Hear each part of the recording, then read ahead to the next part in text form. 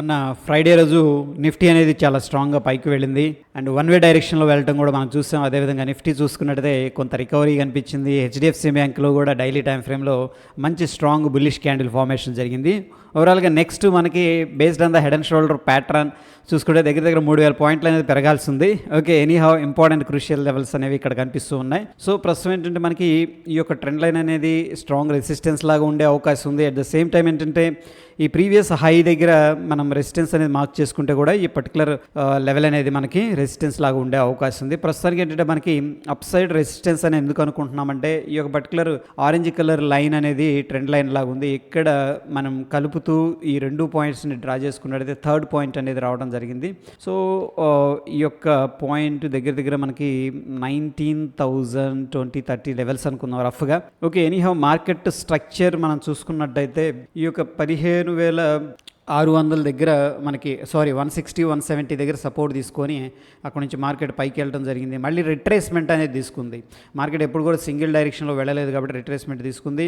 దాని తర్వాత మళ్ళీ ఒకనొక హై అనేది క్రియేట్ చేసింది. ప్రీవియస్ హైని బ్రేక్అవుట్ చేయడానికి ట్రై చేసింది కానీ అక్కడ సక్సెస్ అవ్వలేదు. మళ్ళీ డీప్ రిట్రేస్మెంట్ తీసుకుంది. బట్ అబ్జర్వ్ చేస్తే ప్రీవియస్గా ఏదైతే స్వింగ్ లో ఉందో ఆ లోన్ అయితే బ్రేక్ చేయలేదు. సో స్టిల్ ఏంటంటే మనం మార్కెట్ని అప్ ట్రెండ్గా తీసుకోవచ్చు. అండ్ ఈ యొక్క పర్టికులర్ పాయింట్ దగ్గర ఏంటంటే మనకి దగ్గర డబుల్ బోటం అనేది క్రియేట్ చేసింది, నియర్ బై డబుల్ బోటం. దాని తర్వాత కంప్లీట్గా ఈ యొక్క ఏదైతే ట్రెండ్ లైన్ ఉందో ట్రెండ్ లైన్ బ్రేక్ చేసుకొని సక్సెస్ఫుల్ వి షేప్ రికవరీ అయితే కనిపిస్తుంది. ఓకే, సో ఈ లో నుంచి ఎంత రికవర్ అయిందనేది చూద్దాం. ఆల్మోస్ట్ 12% స్ట్రాంగ్గా మూవ్ అయింది. నిజంగా 12% చాలా ఎక్కువ ఇండిసెస్లో. సో ఎనీహౌ ఈ యొక్క లెవెల్స్ అనేవి మనకి వెరీ ఇంపార్టెంట్ లెవెల్. నేనైతే పర్సనల్గా 19,040, 30 లెవెల్స్ అనేది క్లియర్గా వాచ్ చేస్తాను. ఈ లెవెల్ బ్రేక్అవుట్ అయితే మనకి ఏంటంటే మంచి మొమెంటం అయితే వచ్చే అవకాశం ఉంది. ఎనీహౌ ఏంటంటే మండే కోసం మనకి ఇంట్రాడేలో ఏదైనా ఆపర్చునిటీ ఉందా అనేది కూడా వెరిఫై చేద్దాం. విక్స్లో మనం చూడాల్సింది ఏంటంటే ఇది ఎప్పుడైతే 10 దగ్గర ఉంటుందో కొంచెం రిస్క్ ఉంటుంది అనమాట. రిస్క్ అని ఎందుకంటున్నానంటే 10 దగ్గరకు వచ్చినప్పుడు మనకి ఒకసారి 2020లోనేమో టాప్ అనేది క్రియేట్ అయింది. ఏది విక్స్ 10 దగ్గర ఉన్నప్పుడు. ఇప్పుడు ప్రస్తుతానికి 10.8 దగ్గర ఉన్న ఇది. బట్ 2017లో చూసుకున్నట్టు అక్కడ నుంచి కూడా దగ్గర 30-40% అనేది ర్యాలీ అయింది. బట్ ఆ యొక్క 2020లో ఏంటంటే మనకి పాండమిక్ అనేది ట్రిగ్గర్ అయింది కాబట్టి మార్కెట్ అనేది క్రాష్ అయింది.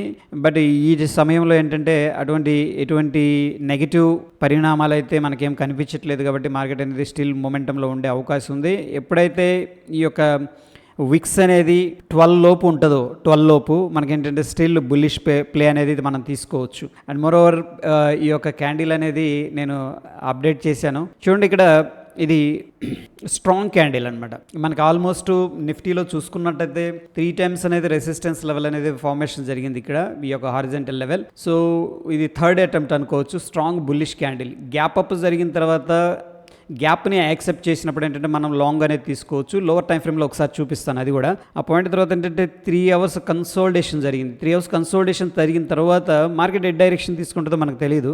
బట్ ఇదేంటంటే లాంగ్ సైడ్ తీసుకుంది అనమాట. అంటే ఈ మొత్తం కూడా మనం ఈ 3 అవర్స్ కన్సోలిడేషన్ని అక్యుములేషన్ అనుకోవచ్చు. ఇక్కడ నుంచి స్ట్రాంగ్ క్యాండిల్ వచ్చింది అండ్ ప్రీవియస్గా ఏదైతే రెసిస్టెన్స్ అనుకోని మార్క్ చేసుకున్నామో ఆ రెసిస్టెన్స్ లెవెల్ని బ్రేక్ చేసింది, స్ట్రాంగ్గా పైకి అయితే అయింది. ప్రస్తుతం ఏంటంటే స్ట్రాంగ్ మొమెంటంతో ముందుకు వెళుతూ ఉంది. ఇక్కడ మనం చూసుకున్నట్టయితే ఇంకా అప్డేట్ అవ్వలేదు చార్ట్. Okay, fine. అదేవిధంగా మనం నెక్స్ట్ ఫోకస్ చేయాల్సింది ఏంటంటే బ్యాంక్ నిఫ్టీలో మనకి ముఖ్యంగా హెచ్డిఎఫ్సి బ్యాంక్ అనేది వీక్గా కనిపిస్తుంది. సో హెచ్డిఎఫ్సి బ్యాంక్లో ప్రస్తుతం అయితే మనకి ఒక డౌన్ ట్రెండ్ కనిపిస్తూ ఉంది ఓవరాల్గా. సో హెచ్డిఎఫ్సి బ్యాంక్లో మనం ఫోకస్ చేయాల్సింది ఏంటంటే 16,000 మార్కు. హెచ్డిఎఫ్సి బ్యాంకులో 16,000. ఎందుకంటే హెచ్డిఎఫ్సి బ్యాంకు హెవీ వెయిట్ అనమాట బ్యాంక్ నిఫ్టీలో.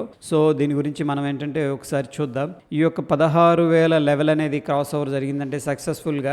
సో టెంపరీగా ఏంటంటే హెచ్డిఎఫ్సి బ్యాంకులో కూడా బుల్లిష్ మొమెంటం అనేది వచ్చే అవకాశం ఉంది. సో ఈ 16,000 నంబర్ అనేది 1600 నంబర్ అనేది మనకి హెచ్డిఎఫ్సి బ్యాంకులో వాచ్ చేయాల్సి ఉంది. ఈ 1600 నంబర్ అనేది బ్రేక్అవుట్ జరిగితే మనకి ఏంటంటే స్టిల్ 1640 దాకా స్కోప్ ఉందన్నమాట పైకి వెళ్ళడానికి, at least for short term. Okay, అది హెచ్డిఎఫ్సి బ్యాంకులో. దాని తర్వాత నిఫ్టీ మనం అవుట్ పర్ఫార్మ్ చేస్తుందని చెప్పేసి అనుకున్నాం. సో ముఖ్యంగా చూస్తే ఇక్కడ రిలయన్స్లో మంచి బ్రేక్అవుట్ అయితే జరిగింది. ఈ పాయింట్ దగ్గర బ్రేక్అవుట్ జరిగింది, డబుల్ బాటమ్ తీసుకుంది. అక్కడ నుంచి కూడా ప్రీవియస్గా ఏదైతే ఉందో హై బ్రేక్ చేసింది.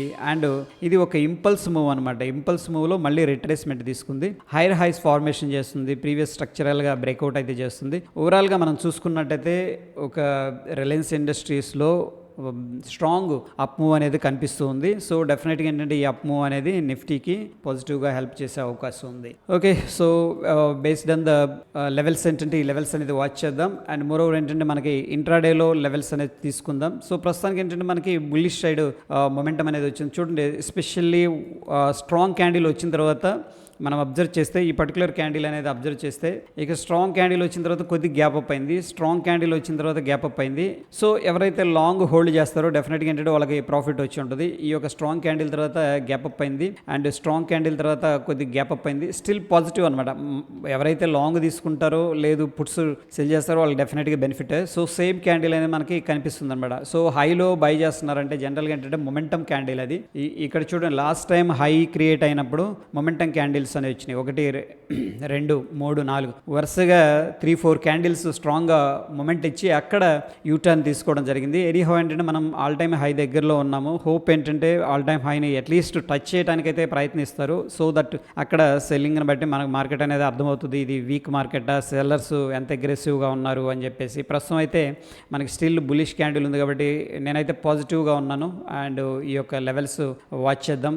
90-40 మనకి very interesting level up side. So any dip opportunity వచ్చిందంటే మనం ఏంటంటే లాంగ్ సైడే ప్లాన్ చేసుకుందాం. ఓకే, ప్రస్తుతం ఏంటంటే 1 అవర్ టైం ఫ్రేమ్లో ఒకసారి చూద్దాం. 1 అవర్ టైం ఫ్రేమ్ చూసి ఇక్కడ చూడండి నిఫ్టీ కూడా ఏంటంటే మనకి ఒక అప్ సైడ్ మొమెంటంలో వెళుతూ ఉంది, హైర్ హైస్ ఫార్మేషన్లో వెళుతూ ఉంది.